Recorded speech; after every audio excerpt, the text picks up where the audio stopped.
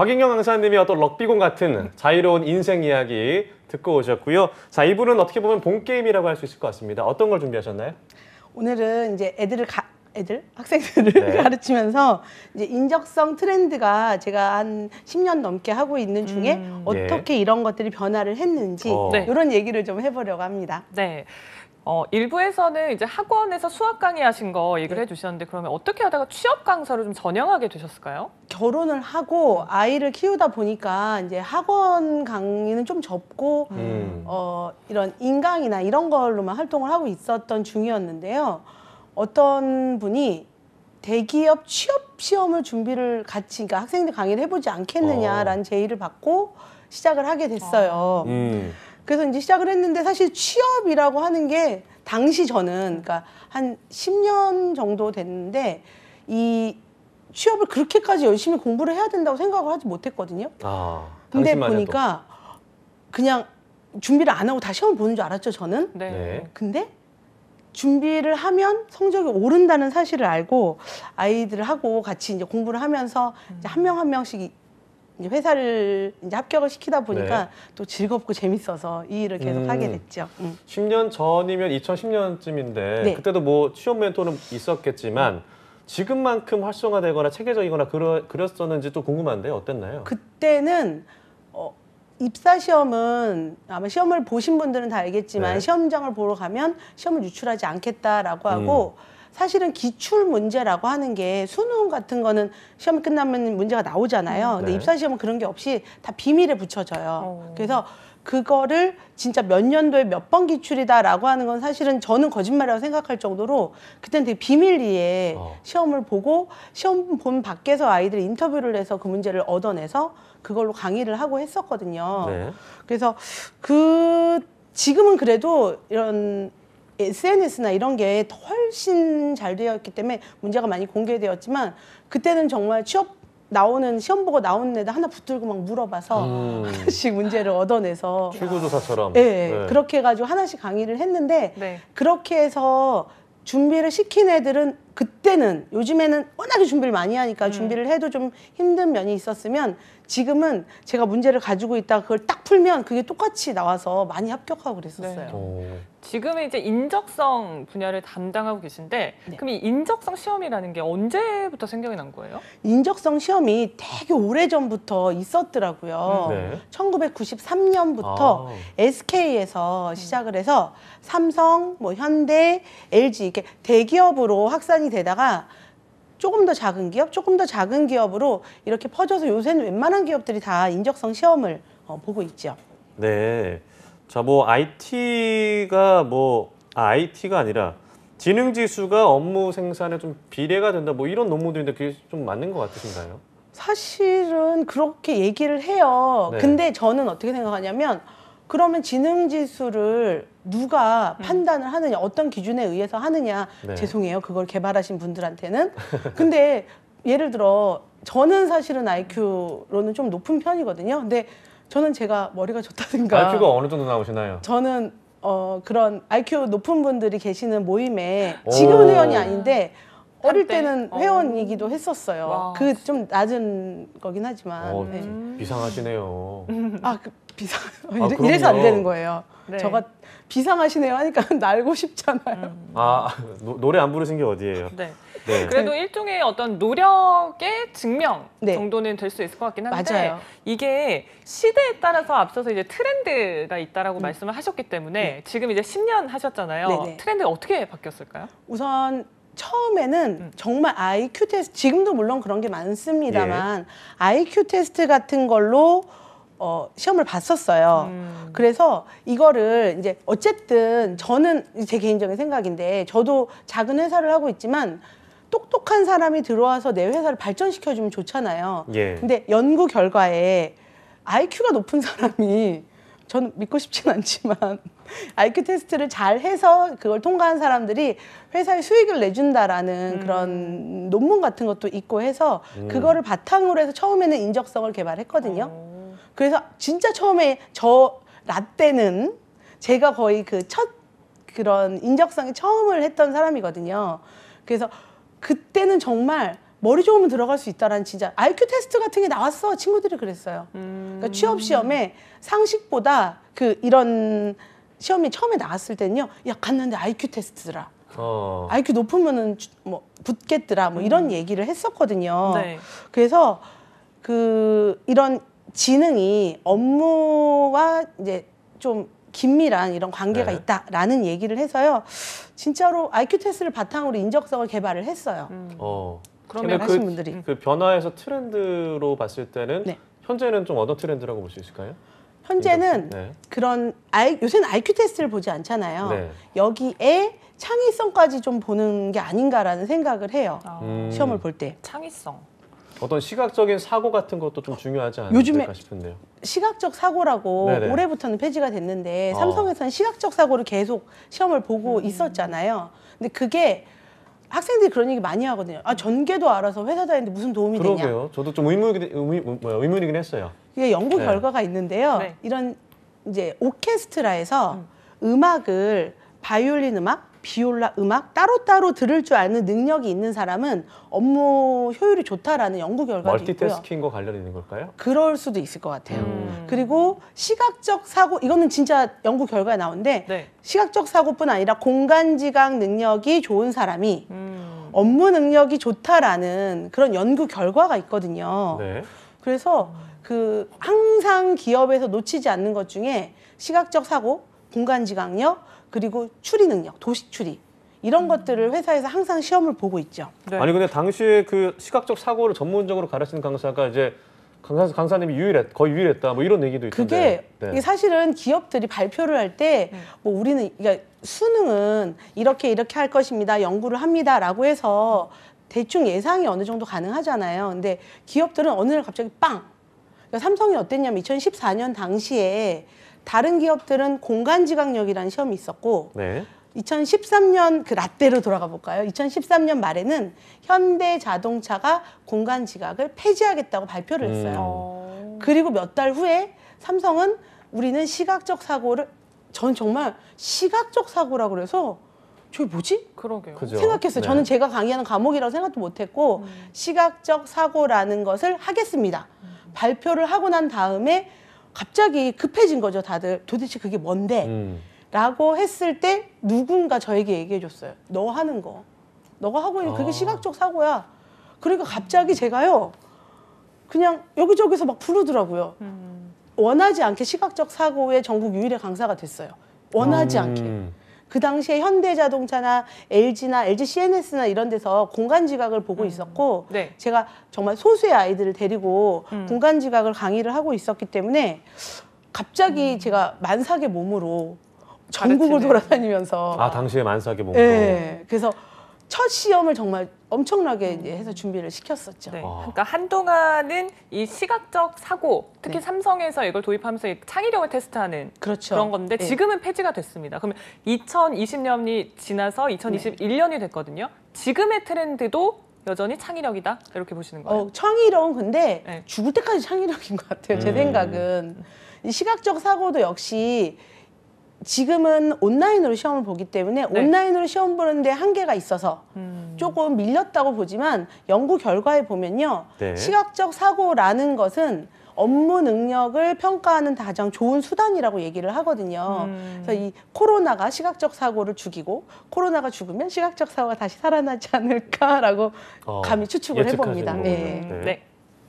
자, 대걸 강의하면서 많은 학생들을 만나보셨을 것 같다는 생각이 들기도 합니다. 인적성 강의를 할 때 좀 어떤 점이 중요하다 강조를 하셨나요? 저는 항상 학생들한테 얘기하는 게 인적성은 고난도 문제로 승부하는 게 아니다라고 얘기를 하거든요. 인적성 문제를 개발을 하는 거 역시 어려운 문제를 그거를 능숙한 시험 그런 훈련에 의해서 된 사람들을 뽑는 게 아니라요. 네. 다양한 문제를 주고 그러고 거기에 나오는 중간에 되게 어려운 문제가 섞이긴 하거든요. 예. 그 문제를 어떻게 해결해 나가느냐를 보는 것 같아요. 이거를 잘 푸는 거는 기술만 있으면 푸는 거잖아요. 그러면 그냥 기술만 단시간에 공부를 해서 합격을 하는 사람들은 회사 입장에서는 월급 주고 싶지 않을 것 같아서 그렇죠. 다양한 그러니까 회사에 좀 도움이 되는 사람 뽑고 싶지 않을까라고 생각을 해요. 네. 고난도 문제가 아니라 조금 빠르게 네. 풀 수 있는 그런 문제들이 있는데 유형별로 어떤 문제들이 대표적인가요? 이게 트렌드가 있어요. 네. 그러니까 제가 시작하던 2010년에는 쉽고 빠른 문제를, 그러니까 예를 들어서 30분에 100개를 줘요. 그런 다음에 빨리 그게 IQ 테스트 같은 거거든요. 네. 빨리 풀어가지고 이렇게 했다면 지금은 좀 고도의 사고력을 요하는 문제도 섞어서 이제 출제를 하고 있거든요. 어떤 유형은 어떤 게 있어요? 좀 사고력이라고 하면 비교를 해서 얘기를 해볼까요? 네, 비교해 주세요. 과거에는 빨리 풀어서 넘어가는 거. 예를 들어서 보도록 할게요. 네. 네. 언어 영역 같은 경우는 속담을 아느냐 모르느냐, 아니면 한자 성어를 아느냐 모르느냐, 어휘를 아느냐, 문장 배열을 잘 할 수 있느냐 없느냐, 뭐 이런 것들을 가지고 평가를 했었어요. 네. 네. 근데 지금은 독해도 길어지고 물어보는 장문으로. 것도 많아지고 요렇게 바뀌었죠. 아. 그리고 지금은 이제 수리 같은 경우도요, 사칙연산 많았어요. 뭐 98에 37.6%는 얼마냐 이런 걸 물어보다가 요즘에는 조금 더 길게 자료를 던져주고 이걸 해석을 할 수 있느냐 없느냐 이런 것들을 가지고 이제 평가를 하고 있는 거죠. 네.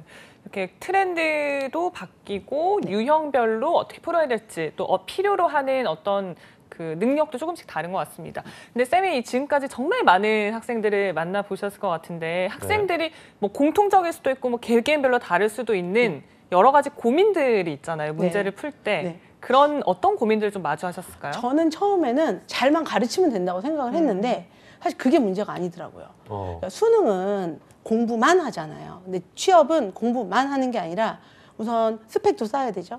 자소서도 써야 되고 면접 준비도 해야 그런 되고. 그렇죠. 인적성 보고 면접 준비도 해야 되는 이 긴 과정 안에 인적성이 일부러 들어가는 거예요. 그러니까 제가 가르치는 과목이 매일매일 앉아서 그것만 하면 그 점수가 높아질 텐데 네. 이 아이가 이렇게 스펙이라고 하면은 뭐 쓸데없는 스펙이 아니라 필요한 스펙을 네. 쌓을 시간도 없어질 것이고 이 학생에게 필요한 자격증, 예를 들어서 뭐 삼성 같은 경우는 오픽이라는 영어 시험을 얼마 이상을 봐야 시험을 볼 자격 주는데 그걸 네. 공부할 시간도 필요하잖아요. 네. 그러니까 그런 것들을 다 할 수 있는 거를 좀 배려를 해서 이제 아이들을 가르치면 좀 도움이 많이 되는 거라고 생각을 했어요. 그러니까 예를 들어서 이게 인적성 하나의 수업이 아니라 그쵸. 취업이라는 그 전체 과정을 그렇죠. 함께 네. 고민해 준다는 말씀이신 그렇죠. 거예요? 그게 아이들 보니까 제가 인적성을 보는 게 보통 이제 4월 정도에 1학기 같은 경우 보게 되는데 네. 그 전에 아이들은 겨울방학부터 인적성도 준비하고 면접도 그때부터 준비를 하고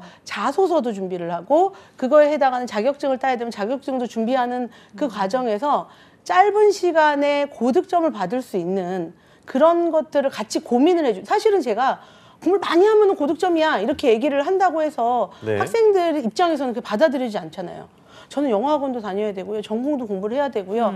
하는데 그런 같이 고민을 해주다 보니까 인적성을 어느 정도 시간 배분을 해서 해야 되는지 뭐 이런 것들을 좀 같이 고민을 하면서 아이들과 좀 이렇게 좀 호흡을 맞춘다고 해야 되나요? 네. 이제 그러면서 좀 아이들에게도 도움이 많이 되고 저도 좀 좋았던 거라고 생각을 해요.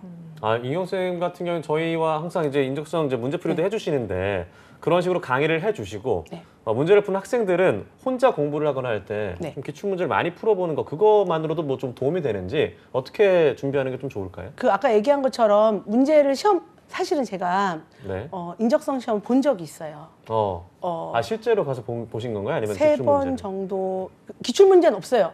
세상에 네네네. 기출 문제, 죄송해요. 출판사분들한테는 죄송하지만 아마 출판사분들도 다 마찬가지일 거예요. 기출 문제가 있어서 몇 년도 기출에 모입니다라는 거는 학생들이 시험을 보고 나오면 제가 오늘 이 시험을 봤어요 라고 얘기하는 거에 맞추어서 하는 거지 기출 문제집이 뭐 예를 들어서 어떤 대학교에서 논술을 보잖아요. 그럼 논술 문제를 공개를 해요, 홈페이지에. 네. 근데 기업은 그런 게 없거든요. 음. 그래서 저 너무 궁금한 거예요. 시험 보러 들어갔죠, 제가.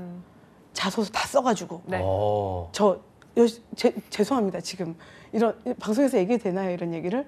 그러니까 회사를 들어가는 지원자의 마음을 사실 느껴보고자 지원서를 네. 다 쓰고 수능을 시험을- 보시는 강사님들도 많잖아요. 뭐 그쵸. 그거에 일환 비슷한 그 거 아니에요? 지원 제한이 없으면 쓸 수는 있는 예, 거니까요. 그래도 그냥 저 스스로는 어떻게 보면 시험지 한 장을 저를 위해서 더 프린트를 했어야 하고 자리를 하나를 다 돈인데 좀 죄송해서 제가 그 물건 많이 사고 있어요. 그 회사 물건. 그리고 또 학생들이 더 네. 많은 정보들, 좋은 정보들 많이 해주시면 그래서 되니까요. 시험을 봐서 이제 나온 걸 가지고 아이들을 이제 좀 가르치고 있긴 한데 하여튼 그런 기출 문제라는 게 없는 거죠. 어떻게 보면.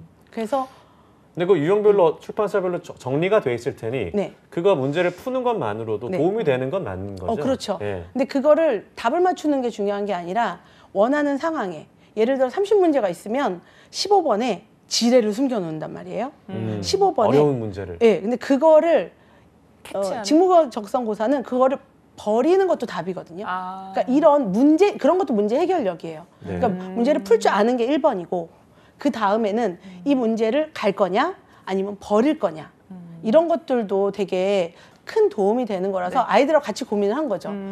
너네 같으면 이거를 버리겠니? 하겠니? 근데 학생들마다 다르잖아요. 네. 예를 들어 저는 언어를 못해요. 언어를 못하니까 장문독해에 큰 스트레스를 받는 사람이거든요. 네. 그럼 이거 장문독해를 어떻게 하면 좋을까? 거기서 뭐 버릴 것이냐 갈 것이냐 결정을 하고 갈 거면 어떻게 할 거냐 이런 걸 아이들하고 좀 같이 고민을 하니까 합격률에 좀 차이가 생기더라고요. 그런 부분에서 네. 같이 시험을 봐주고 좋네요. 끝나고 나서 이 문제는 어떻게 사실은 시험 보고 나서 바꿀 수는 없잖아요. 맞아요. 그래도 애들하고 너 그 문제 풀었니? 저는 못하는 과목들이 네. 있어요. 저는 언어를 정말 못하거든요. 너 그 문제 풀었니? 어떻게 풀었니? 뭐 이런 것들을 고민해보고. 얘기해가면서 애들하고 좀 격차를 좀 줄였어요. 저는 잘 풀잖아요.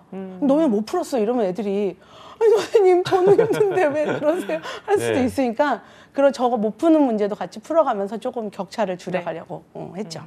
저희가 이제 수요일이면 항상 문제를 저희도 네, 풀잖아요. 그럼요. 근데 예. 그 개개인별로 조금씩 어려운 문제가 다른 것 같아요. 저는 일단 옛날 어릴 때부터 도형이 나오면 그냥 그거 자체만으로 어려운 거예요. 그래요. 어떤 문제 제일 어려웠어요? 풀면서? 저는 일단 수리 계산하는 문제. 계산하는 거에 좀 약해서. 두 분 다 저와 함께 아, 회사 들어가셨군요. 아니 많이 알려주시는데 가끔은 쌤들이 다 그러세요. 네. 이거 진짜 어려운 문제네요 라고 하시면 네. 그렇죠. 근데 풀이를 알려드렸는데 이런 문제는 그냥 이렇게 생략하고 넘어가셔도 괜찮다라고 네. 하는데 이게 진짜 팁이었네요. 정말 맞아요. 그러니까 문제를 이 IQ 테스트라고 볼 수는 없지만 이런 인적성 검사를 만드는 방법이 있어요. 제가 네. 너무 궁금해서 그거 어떻게 개발하는지 진짜 궁금하네요. 개발하는 거를 네. 배운 적이 있었거든요. 근데 그게 방법이 중간에 함정을 심어두는 게 팁이더라고요. 네. 그거를 넘어가는 사람과 못 넘어가는 사람의 특징이 있대요. 그 넘어가는 사람이 IQ는 아니지만 어쨌든 그 문제 해결력이 좋다라고 얘기를 하더라고요. 네. 보면은 그 학생들 중에도 좀 트렌드라기보다는 대체적으로 어떤 문제를 좀 좋아하고 어떤 문제 좀 피한다라는 게 있을 것 같은데 그 보면은 언어 수리, 추리, 공간 뭐 이렇게 크게 네 가지라고 한다면 네. 좀 어떤 걸 좀 선호하고 어떤 걸 좀 기피해야 하나요? 학생들이 제가 가르치는 과목을 가장 싫어하죠. 수리. 공간 지각, 수리. 수리는 그렇게 안 싫어해요. 그래요? 공간 지각 싫어하죠. 아주 싫어하죠. 수리는 답이 바로 나오는 거니까. 그렇죠. 답이 딱 나오는 건데 요즘은 좀 트렌드가 바뀌어가지고요. 네. 표도 많이 주고 막 자료도 많이 주고 네. 이걸 좀 해석해봐라. 이렇게 좀 바뀌고 있는 추세거든요. 그러면 학생들은 근데 피할 수 없잖아요. 회사를 들어가야 되는데. 네. 그럼 그걸 맞춰가지고 공부를 하게끔 제가 좀 도와주고 있기는 하죠. 그러면 기업별로 네. 또는 이게 뭐 공기업이냐 이런 유형에 따라, 그러니까 회사에 따라서 그 약간 선호하는 문제 유형도 다르지 않을까라는 생각이 드는데 달라요, 정말. 어떻게 준비를 해야 돼요? 일단은 이제 대학도 마찬가지지만 원하는 기업의 스타일이 있어요. 그리고 이게 회사라는 게 엄청 큰 회사지만요. 네. 제가 어느 기업이라고 말은 할 수 없지만 그 인사팀에 계신 분이 이렇게 말씀하셨거든요.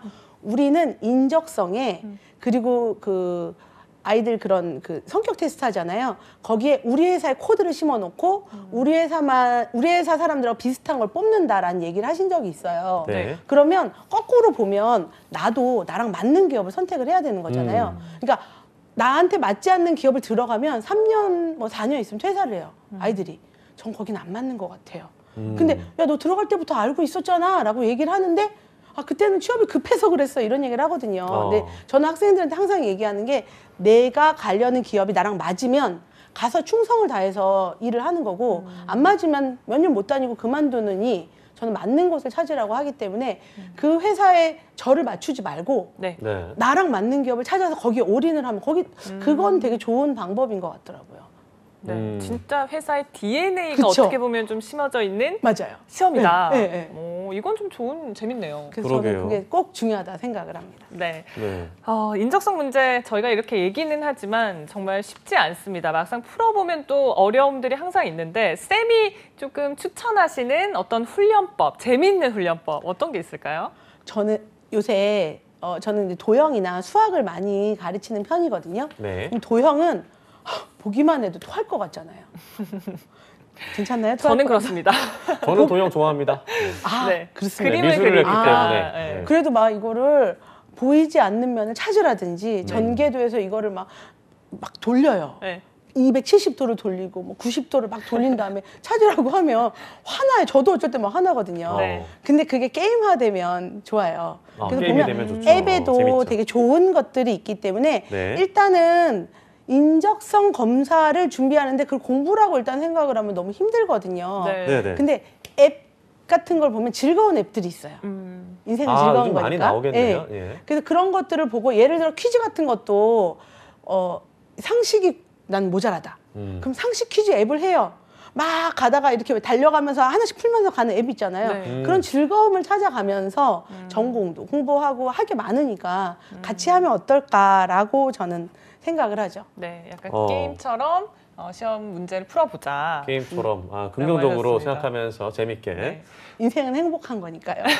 역시 쌤다운. 네, 자유로운 네, 영혼의 입니다. 소유자. 네. 자, 이제 2021년입니다. 저는 올해가 정말 약간 감을 잡기가 어려운 게 작년에는 확실히 코로나였기 때문에 이제 언택트로 진행되는 게 확실했는데 올해는 약간 하반기에는 그래도 그러게요. 좀 풀릴 거란 얘기가 예. 있어서 올해 인적성은 좀 어떤 식으로 흘러갈지 예상을 제 개인적인 생각은 네. 기업들이 코로나와 관련 없이 이런 걸 되게 고민을 많이 했을 거예요. 사실은 인적성이든지 취업 시장에 들어가는 비용이 되게 클 텐데 네. 이거를 줄일 수 있는 방법으로 좀 이런 방법 지금 언택트로 시험을 보고 있잖아요. 예. 이런 게 첫째 좋은 인재를 뽑을 수 있고 둘째 비용을 많이 줄일 수 있다면 이게 끝나더라도 그걸 유지를 할 거라고 생각을 하고 저는 이게 기업에서 되게 도움이 많이 됐을 거라 생각을 해서 앞으로 계속 이게 가지 않을까라고 생각을 하거든요. 앞으로 그러니까 모여서 뭘 하지 않고 집에서 인적성을 시험을 본다든지 아니면은 뭐 AI가 면접을 봐준다든지 네. 이런 시대가 좀 바뀌는 게 아닐까라고 생각을 해요. 기업 입장에서도 뭐 어떤 비용을 줄인다던가 그런 그쵸. 측면에서 굉장히 좀 이점이 있었을 것 같기도 하네요. 맞아요. 좋은 인재를 뽑는 새로운 방법이 됐을 거라고 저는 믿어요. 네. 자, 자, 저희가 이렇게 선생님의 인생 뉴욕을 갔던 네, 뉴욕 공사를 하는 얘기부터 뉴욕을 갔던 카페트를 꿰고 또 도자기를 만들고 네. 어. 했던 그 시작부터 해서 네. 이렇게 인적성 팁까지 얘기를 들어봤습니다. 그러면 쌤한테 한번 물어볼게요. 수학을 막상 내가 생각했던 거 달라서 방황을 하다가 결국은 선택했는데 네. 이렇게 강의를 하고 계십니다. 그 선택을 후회하진 않으세요? 절대로요. 아. 저는 그리고 워낙에 후회 같은 건 잘 안 하는 스타일이라 네. 근데 후회는 하지 않고요. 네. 다만 조금 더 나은 방향으로 갔으면 좀 더 계획적으로? 네. 그러고 싶죠. 근데 뭐 거의 50년을 다 그렇게 살았는데 가능하지는 않을 것 같고 네. 그 대신 저는 학생들한테 꼭 해주고 싶은 얘기가 저는 계획성이 없고 좀 막 산다고 하긴 웃기지만 이렇게 지금 살아가고 있잖아요. 네. 여러분이 굳이 회사에 맞출 필요는 없어요. 회사에 그리고 저처럼 그렇게 약간 영혼을 탈출한 사람들도 필요하거든요. 그러니까 나를 회사에 맞추지 말고 나에게 맞는 회사에 가서 내가 잘할 수 있는 걸 막 뿜뿜 하면서 다니면 어떨까라는 생각을 해요. 네. 그리고 지금 또 자녀를 또 키우시니까 네. 궁금한데 네. 자녀도 이제 자유롭게 이렇게 나 뉴욕 갈래, 나 인도 갈래, 뭐 예를 들면 그렇게 얘기를 한다. 네. 그럼 어떻게 하실 생각인가요? 안 보내요, 그거를? 보내죠. 자녀가 원하는 거라면. 저는 뉴욕 갈 때 뉴욕 네. 가는 아침에 부모님이 아셨어요. 아침 저 뉴욕 가요. 뉴욕이 아니었죠, 저는. 저 입양아를 데려다 줘야 되는데 어디 가니? 존 F 케네디라고 하는데 잘 몰라요. 이렇게 갔었어요, 아침에. 저의 아이도 그렇게 해도 저는 네. 괜찮습니다. 와.